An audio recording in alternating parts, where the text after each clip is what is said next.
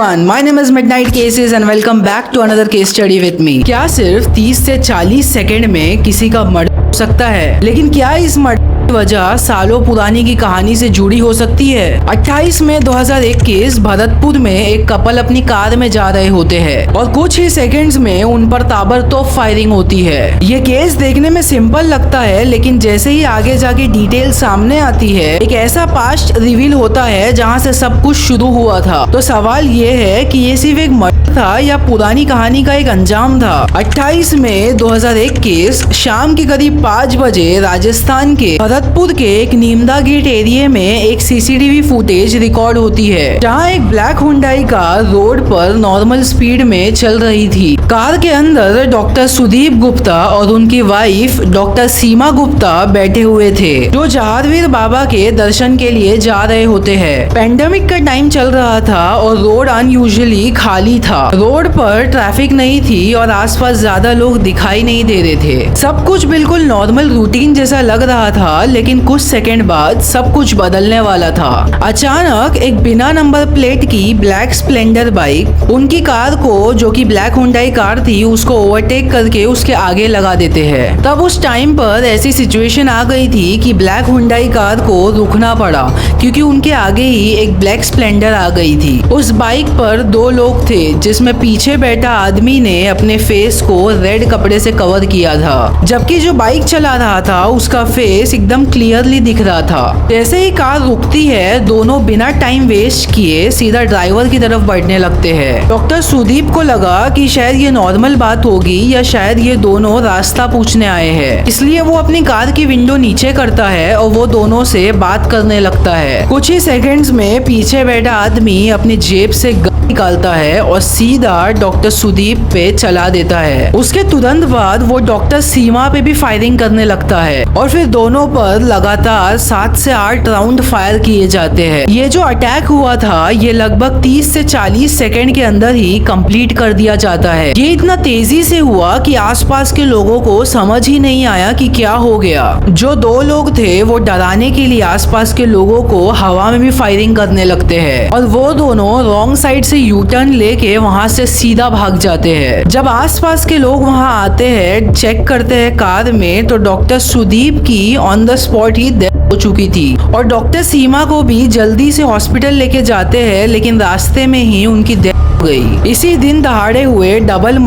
Case से पूरा area हिल जाता है और वहाँ की एरिया की पुलिस पर तुरंत प्रेशर आ जाता है और इन्वेस्टिगेशन स्टार्ट होने लगती है। सीसीटीवी फुटेज के बेसिस पर बाइक और वो दोनों लोग जो थे वहाँ तक पहुँचने की कोशिश होती है, जिसमें पुलिस को उन लोगों के कनेक्शन में भोला उर्फ भोलू पहलवान तक लीड मिलती है। लेकिन जैसे जैसे पुलिस केस को गहराई में समझने लगती है, वैसे वैसे एक पुरानी कहानी सामने आती है जो इस की असली वजह थी। कुछ साल पहले भरतपुर में ही डॉक्टर सीमा के हॉस्पिटल में दीपा गुलचर नाम की लड़की रिसेप्शनिस्ट के जॉब के लिए ज्वाइन होती है, जो अपनी शादी टूटने के बाद अपने एक छोटे बेटे के साथ स्ट्रगल कर रही थी। डॉक्टर सीमा उसकी कंडीशन देखकर उसे जॉब दे देती है, लेकिन धीरे धीरे दीपा और डॉक्टर सुदीप के बीच, जो कि डॉक्टर सीमा का हस्बैंड था, उनके बीच बातें शुरू होने लगती है और एक नॉर्मल प्रोफेशनल रिलेशन धीरे धीरे एक इमोशनल कनेक्शन बन जाता है और फिर एक सीक्रेट अफेयर शुरू हो जाता है। डॉक्टर सीमा को इस रिलेशन का पता चलता है और घर में बहुत किचकिच होने लगती है और दीपा को जॉब से निकाल दिया जाता है, लेकिन इससे रिलेशन खत्म नहीं होता, बल्कि डॉक्टर सुदीप का छुप छुप कर मिलना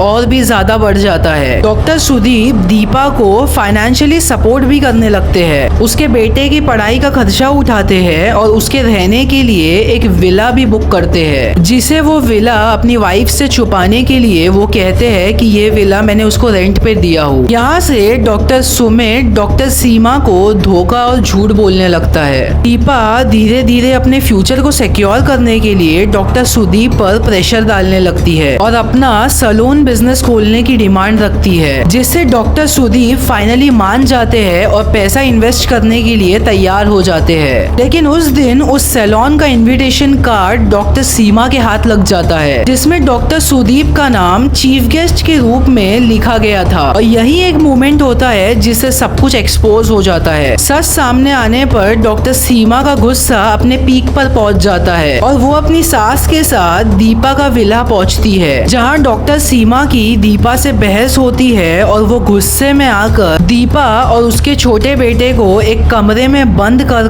पूरे घर में स्पिरिट डालकर आग लगा देती है। आग इतनी तेजी से बढ़ती है कि दोनों बाहर ही नहीं निकल पाते और दम घुटने और जलने की वजह से दोनों की मौत जाती है। बाद में फॉरेंसिक रिपोर्ट ने कंफर्म भी कर दी कि ये आग जानबूझकर लगाई गई थी। इस केस में पुलिस डॉक्टर सीमा और उसकी सास को डायरेक्ट केस में अरेस्ट कर लेती है और डॉक्टर सुदीप को भी मैनिपुलेट करने के चार्जेस में जेल भेजा जाता है। लेकिन कुछ ही महीनों में तीनों को बेल मिल जाती है, जो कि डॉक्टर सुदीप, डॉक्टर सीमा और उसकी सास को, जो दीपा के परिवार के लिए सबसे बड़ा झटका था। यहाँ से स्टोरी में सबसे डेंजरस टर्न आता है, जहाँ से दीपा का भाई अनुज गुर्जर, जो पहले से ही क्रिमिनल बैकग्राउंड का था और पहले से जेल का एक्सपीरियंस कर चुका था, वो अपनी बहन और भतीजे की मौत का बदला लेने के नाम पर डॉक्टर फैमिली से पैसे निकालना शुरू कर देता है। शुरू में वो 50 लाख तक की डिमांड करता है और हर कोर्ट की डेट पर पैसे लेने के लिए प्रेशर बनाता है और धीरे धीरे वो 1 करोड़ तक की डिमांड करता है और साथ ही हॉस्पिटल तक अपने नाम करवाने की बात करता है। जब डॉक्टर्स उसकी इतनी बड़ी डिमांड को मना कर देते हैं तो अनुज गुस्से में आकर और लालच में आकर उन्हें परमानेंटली खत्म करने का प्लान करता है। अपने दोस्त जैसे महेश कसाना